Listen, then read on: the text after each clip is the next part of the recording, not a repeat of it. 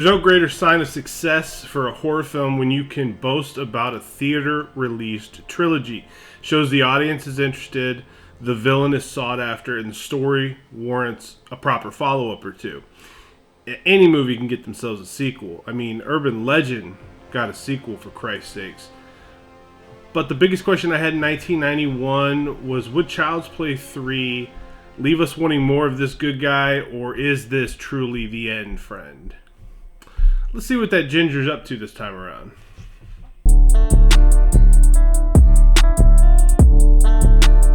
Open up in the abandoned good guy facility that we closed out part 2 with, and it looks like it's been sitting that way for a very long time. There is a strong overhead claw that comes down to grab the body of Chucky, or at least what's left of it. And as the claw digs into it to pick it up, the arms dig into the body and we start getting blood oozing out of it. Now, this machine drags it over a vat of rubber that looks oddly fresh considering there's cobwebs everywhere, and the blood from the Chucky doll mixes in with that rubber, starts swirling around, exits through a pipe, and we wind up with our opening credits. How exactly, and this isn't explained, and maybe I missed it in the 15 times I've seen this movie, but how exactly is this new Chucky body created with the soul of Charles Lee Ray in it? I mean, how does that happen? And if it's because the blood was mixed with the rubber, wouldn't there be a bunch of other Charles Lee Ray avatars that we would get from that compound? Explain it to me. Help me understand. And then we get to a room full of corporate muckety mucks, and we get Mr. Sullivan back from part 2, which it doesn't matter. He was ancillary then. He's even more ancillary now. But they're going over Andy's story from 8 years ago. So even though we got part 2 in 1990, here we are in 1991, and we jump forward 8 years. Not the first time it's happened. Strange nonetheless. That means Andy's going to be about 16 years old in this movie, and I don't know if I'm okay with that. They're going over Andy's story, and then they make the decision that they're going to relaunch the Good Guy doll. And the first doll off the assembly line as a gift to Mr. Sullivan is Chucky. Now, logistically, can a doll choke you with a yo-yo? How does that work? Is it got to have enough strength to pull back? And couldn't you just fling it over your head? I don't know. I'm probably digging too deep into the mind of the creators from Child's Play 3. But this happens to poor Mr. Sullivan here. He's killed with a yo-yo, and Chucky is still obsessed with Andy, so he utilizes Mr. Sullivan's computer to look up exactly where he can find Andy Barkley. Turns out that he's attending Kent Military Academy. I guess it's better than a group home. But we find out from the new 16-year-old Andy, when he's talking to the facilitator or the person in charge of Kent, that his mother is actually still in the loony bin all these years later. I don't understand how she could be committed for almost a decade, but she's apparently committed for almost a complete decade here.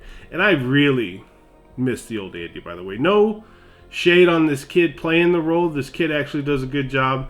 But, you know, if you'd have given me part 3 with that little boy again doing his thing and battling Chucky, I'd have been okay with that.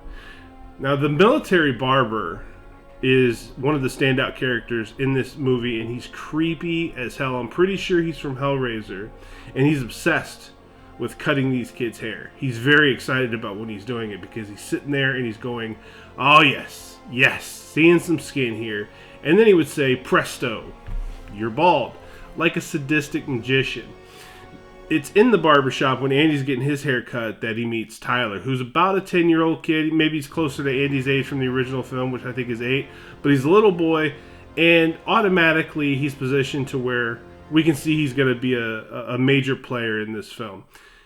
And he's sitting there and he's getting his hair cut, and then Andy just kind of crashes out a little bit mentally because he sees on the television as he's getting all his hair cut off, a Good Guy commercial plays, meaning the doll is coming back. Now, the main guy in charge of all these cadets, or more specifically, the main kid in charge of all these cadets, Lieutenant Colonel Shelton, is an asshole of the highest caliber.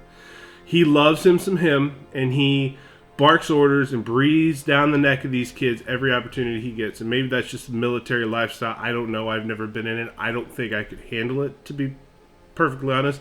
I'd be jacked because I'd be doing push-ups all the time. I don't do well with authority. Anyways, there's a character here. Her name is De Silva, And she takes every opportunity she can to check Lieutenant Colonel Shelton whenever he steps out of line. It usually gets her in trouble. It does here. She has to do 25 push-ups. But Andy is immediately smitten with this girl. And then we get to Tyler, who's looking for a letter from his dad. Apparently he's in the service as well. Doesn't get it, but the gentleman running the mail says, hey, I've got a job for you. And Tyler perks up. I'm okay with that. Give me something to do.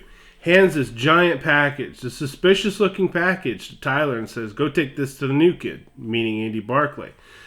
The package winds up falling down the stairs, and in doing so, a big chunk of it gets ripped off on the corner. And once Tyler looks at it, after he picks it back up from the floor, he sees it's got some good guy print on it. So this has clearly got to be one of the good guy dolls that Tyler's been seeing on these commercials that he's getting really excited about. Now, you're not supposed to mess with the mail, kiddo. That's a no-no, Tyler. But he takes it down to the basement anyways, and he opens it for himself.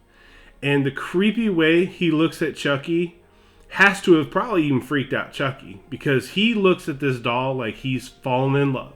And then Chucky bursts through the package and wants to know who in the hell he is, why in the hell he opened the package, even gives it a little bit of grief, saying it's a federal offense to do such a thing. But eventually, after some back and forth, Chucky realizes, I'm in a new body, this is a new person, this is the first person that knows I'm more than just a doll. This is going to work out just fine. So he decides Tyler is going to be the new body that he inhabits. Before Chucky's able to complete a ceremony, though, he's interrupted by, I believe Cochran is the biggest of wigs there at the academy, and he tells Tyler, we don't play with dolls, takes Chucky away from him, and as he's leaving to go find a dumpster, Andy notices him carrying the doll, has one of the holy shit moments. Of course, Shelton yells at him, berates him in front of everybody, and then we get that really awkward, strange, this is my rifle, this is my gun speech. You can Google it if you don't know which one I'm talking about, but it's pretty unnecessary. Close call with Chucky in that garbage truck, too. I don't know of too many horror films where the killers are in serious danger this early in the movie, but it was really touch and go there in the back of that dumpster. He gets loaded into a truck, and he starts to get compacted before he starts screaming out. The guy thinks it's a kid, goes back there to search. Chucky climbs out, hits the control himself. Brutal way to go for that poor garbage guy just trying to help somebody out. Very bloody, very gross, but it makes everybody on campus aware that somebody's just been killed, something funny's going on. And I love the scene where Whitehurst, who's Andy's roommate, says, oh yeah, good guys, I remember those. And Andy says, yeah, me too. And he dryly says it, and as somebody who's seen Andy go through everything he's been through, that's just the biggest understatement of the year. I popped for that line. I thought it was really great. And then shortly thereafter, we get the Chucky-Andy reunion. Now, Chucky is amazed to see how much Andy's grown. It's been 8 years, pal. What do you expect? He's got a porno mag in his footlocker. It's been 8 years, pal. What do you expect? But Chucky lets him know, I don't need you anymore. I've got Tyler now. And when he drops the Chucky's gonna be a bro line, I thought it was funny, but I don't think you get away with that nowadays. I'm pretty sure that'll get you canceled. But I really love the fact that when Chucky's looking for Tyler to play the hide the soul game, Tyler almost torments Chucky, drives him crazy, because he wants to play hide and seek. He's impossible for him to find. It's almost like Tyler's stalking Chucky. I thought it was really well done. And the little boy thinks this whole time that Chucky's just playing a game, even though he's carrying a hunting knife that's almost bigger than he is. Solid humor from Chucky in this movie, though. I mean, he gets lipstick put on him at one point when the girl cadets find him, and he's not very fond of that. He has a couple really good lines. Hits us with the "Don't f*** with the Chuck" line. That's probably the biggest tagline from Child's Play 3. We get to a heart attack kill when he surprises Cochran with that giant hunting knife, and he literally sees this guy drop dead in front of him of a heart attack, and he's like, you've got to be kidding me. It was just, even though it's a doll, the expression on the doll's face when it happens is tremendous. It's just really well done. Now, the Sergeant Barber guy, he's crazy as hell. I mean, he's really out there. He goes to the chow hall, and he's going up to the cadets, and he's grabbing them by the back of their hair, and he's yelling out appointment dates for them to get in to see him based on the length of their hair. Now, when he's down there and he's cutting Whitehurst's hair, I think it's a missed opportunity when he finds the Chucky doll, and he puts the Chucky doll in the barber's chair. I think they could have done something fun there. Cut a little bit of Chucky's hair off. Gave Chucky a new look. I thought that would have been cool. They didn't do it. No big deal. Presto, you're dead. Chucky winds up getting him too. and Whitehurst walks in and sees the whole bloody mess. Absolutely diabolical move for Chucky to replace all the paint cartridges with live ammo in the rifles that these kids were going to use for the war games coming up, essentially forcing these children to kill one another, which was crazy to me. But they're in the woods, and Andy's making the most of his time. He knows he's got to find Chucky. He knows Chucky's going to be after Tyler, but he does not waste any time when he gets an opportunity to do a little lip-locking time with De Silva. And, you know, you're rooting for Andy to have any sort of life experience at this point, because ever since he first got that good guy doll, his life has been absolute hell. Whitehurst, though, most worthless character in horror movie history by far. He's sniveling, and he does have a moment at the end where he's giving a way to save folks, but even his death is dumb. I mean, they could have done something better with this character or just not had him in there at all. During the war games, Chucky makes his way back to Tyler in the woods, and he's going to try the ceremony again, and it's at this point where Tyler realizes that this doll is evil. Everything that Andy has told him about Chucky is 100% true, because up until this point, he just thought Andy was jealous because Chucky wanted to be his friend instead of Andy's friend now. And Tyler winds up stabbing him to get away, and we see Chucky bleeding again from the shoulder. He's turning human again. Now, it's an awfully repetitive story at this point. I mean, Now, Chucky actively participating in the war games was certainly not something that I had on my bingo card, but he's there with the walkie and he's coordinating attacks from the red team, who actually are the only ones that have rifles loaded with live ammo, to come and find the blue team and take them out. And on top of that, he's threatening Andy and De Silva with a live grenade. So Chucky's not screwing around at the end of this movie. Tyler, though, is his main target, and Tyler runs off to a nearby amusement park, but Chucky winds up catching him, and I never understood how that could happen, because Chucky's got these little legs. You know, he's a doll. How is he making the kind of ground that Tyler's making? But he catches him, he drags him into the Devil's Lair amusement ride. Tyler gets away, of course, because there has to be a chase. In the scene, there's a scene where they're on this ride, or they're by the track of some ride, and there's a giant Grim Reaper, and that scythe comes down and chops off half of Chucky's face. Absolutely gnarly look for this doll.